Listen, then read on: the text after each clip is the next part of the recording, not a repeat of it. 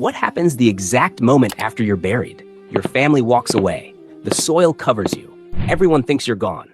But something completely different is actually happening down there. But here's what nobody tells you about death. You don't stop existing. You're not sleeping. You're not waiting in darkness until Judgment Day. You're fully conscious, experiencing a complete unseen life. Most Muslims think death means either instant paradise or just sleeping until resurrection. Nothing happens in between. You die, then you wake up on Judgment Day. Wrong, absolutely wrong. But the Prophet Muhammad, peace be upon him, revealed something most people don't know. There's an entire unseen world between death and resurrection called Barzakh, the barrier. There are 7 stages every soul experiences. You're conscious through all of them. What happens depends entirely on how you live. This comes from authentic hadith in Sahih Bukhari and Sahih Muslim. The Prophet described each stage in detail, not to scare us, to prepare us while we still have time. In the next few minutes, I'm walking you through all 7 stages. By the end, you'll know exactly what's waiting for you and how to prepare right now. Hit subscribe, comment, like, and hype this video so it's reach more people. Stage 1, the descent. Let me show you with an example. This is Ahmad. He died 3 days ago. His family lowered him into the grave, prayed over him, cried, and then walked away. But Ahmed didn't stop existing. Something else began with him. This is stage 1, the descent. His soul is being pulled back to his body. Not like life, but different. He hears his family's footsteps fading above the soil. The silence is crushing, but he's not alone. If Ahmed lived righteously, a beautiful figure appears beside him, dressed in white, fragrant, calm smile. The figure speaks softly. Do you know who I am? Ahmed whispers. Your face brings peace. The figure replies, I am your good deeds. I stayed with you in life, and I will stay with you forever. But if he wasted his life, a dark figure crawls toward him. Blackened face, rotting stench. The figure growls. Do you know who I am? Ahmed trembles. I don't want to see you. The figure hisses. I am your evil deeds. I followed you in life, and now you can't escape me. The Quran warns in Surah Al-Mu'minun, behind them is a barrier until the day they are resurrected. So Ahmed is trapped in that barrier now. And what happens next will determine everything. 2 beings are approaching his grave. Stage 2, the questioning. Now this time again, Ahmed hears footsteps, but not human footsteps. Something heavier. 2 figures appear in his grave, Munkar and Nakir, the angels sent to question every soul. Their voices shake the earth around him. This is stage 2, the questioning.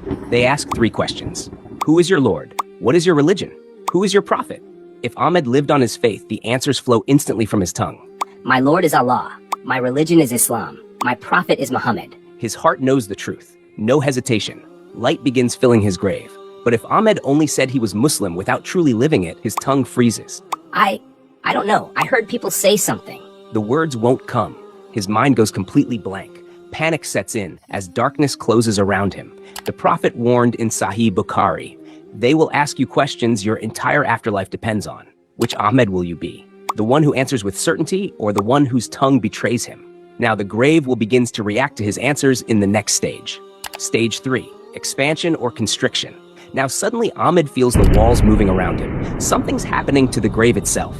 This is stage 3, expansion or constriction. If Ahmed answered correctly, his grave expands. The walls stretch out as far as his eyes can see. Spacious, comfortable, like a room in a palace. He can breathe. He can move. The earth that felt heavy a moment ago now feels like soft cushions. But if he failed the questions, the opposite happens.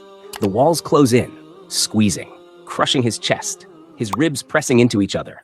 The pain is unbearable. He can't move, can't breathe properly. The earth itself is punishing him. The Prophet said in Sahih Muslim that even the righteous feel a gentle squeeze at first, a reminder of their humanity. But then it releases like a mother's embrace. Same piece of ground, 2 completely different realities. Your deeds determine which one becomes yours. Ahmed's grave settles into its new state. But something else is happening now. The darkness is changing in the next stage. Stage 4, light or darkness. Now Ahmed's eyes adjust to his surroundings, and then he sees something. This is stage 4, light or darkness. If Ahmed prayed his 5 daily prayers, gave charity, helped people, his grave fills with warm light, like sunrise, soft and golden. Every good deed he did becomes light surrounding him. He can see clearly. He feels warmth, peace. But if he skipped prayers, lied, hurt people without seeking forgiveness, complete darkness surrounds him, thick, suffocating. He can't see his own hands. The darkness presses against him like a physical weight. Every sin he committed becomes darkness that won't leave. The Quran says in Surah An-Nur, Allah guides to his light whom he wills, and for whom Allah has not made light, there is no light. Everything you do in life either builds light or darkness around you in the grave. Every choice matters. Every prayer counts. Every lie adds to the darkness. Stage 5. Comfort or torment. Now, a window appears in Ahmed's grave. He sees something through it. This is stage 5, comfort or torment. If Ahmed lived righteously, he sees paradise through that window. Gardens, rivers, beauty beyond description. He smells it. Roses and musk and sweetness he's never known. Every breath fills him with joy. This is his preview, his promise. Peace floods his heart. But if he failed, a different window opens. Hellfire. He sees the flames. He feels the heat on his face. He smells burning flesh and sulfur. Terror grips him. This is his preview, his warning. He tries to look away, but he can't. He can't. The window stays open. The Prophet said in Sahih Bukhari that the believer's grave becomes a garden from the gardens of paradise. The sinner's grave becomes a pit from the pits of hell. Right now, people in their graves are experiencing these realities. Their bodies decomposed, but their souls are fully conscious. Which window will open for you? Time doesn't work normally here anymore. Stage 6. Waiting in Barzakh. Now, Ahmed has been in his grave for 800 years now, but he doesn't know that. This is stage 6. Waiting in Barzakh. If Ahmed is at peace, those 800 years feel like an afternoon nap. Time passes like moments. He's comfortable, dreaming of paradise, smelling its fragrance, waiting patiently for resurrection day. No suffering, just peaceful rest. But if Ahmed is being punished, every single moment feels endless. A day stretches like a year of suffering. 800 years feels like eternity. He screams, but nobody hears. He's completely isolated. The pain doesn't stop. The heat doesn't cool. The darkness doesn't lift. The Prophet warned that the grave is either a garden from paradise or a pit from hell. Think about this. Some souls have been waiting for thousands of years, and they're still there, still experiencing whatever their deeds created. You can still prepare right now, but once you're there, it's too late to change anything. Suddenly, everything changes. A sound splits the sky. Stage 7, the resurrection. The moment begins when Angel Israfil blows the mighty trumpet. The sky trembles. Mountains crumble. Ahmed hears the sound even inside his grave. This is stage 7, the resurrection. If Ahmed was at peace, he rises calmly. He's been waiting for this day. The day he meets Allah. The day his patience is rewarded. Peace surrounds him as he stands. He's ready. But if Ahmed was being punished, he rises in complete terror.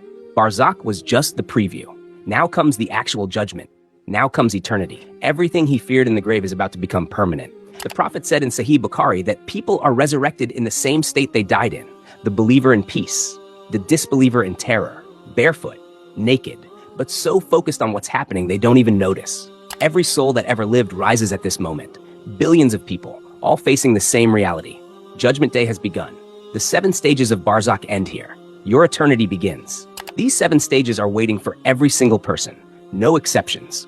The Prophet said the grave is the first stage of the hereafter. Whoever passes through it safely, everything after will be easier. So ask yourself right now, what will your answers be when the angels arrive? Will your grave expand or squeeze? Will you be surrounded by light or trapped in darkness? The beautiful truth is, you're still breathing. You can still prepare. Every prayer, every good deed, every moment of remembering Allah builds your reality in Barzakh. And the foundation of all of this is your 5 daily prayers. If you're praying consistently, your grave will be light and peace. But if you're struggling with prayer, if you're skipping Fajr, if you're delaying prayers, you need to fix this now. I made a video breaking down the 5 specific traps that keep Muslims from praying and exactly how to escape each one. If you're struggling with daily 5 prayers, watch this video right after this, because the quality of your Barzakh depends on the quality of your prayers today.